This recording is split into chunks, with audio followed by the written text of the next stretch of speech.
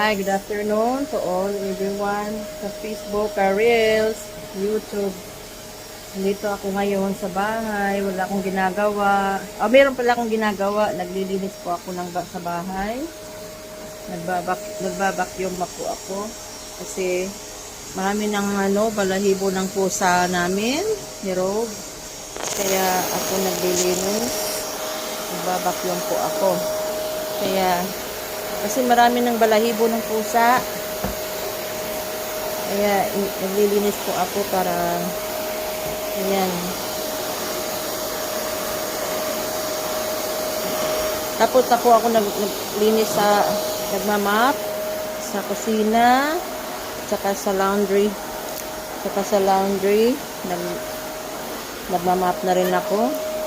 So ngayon ako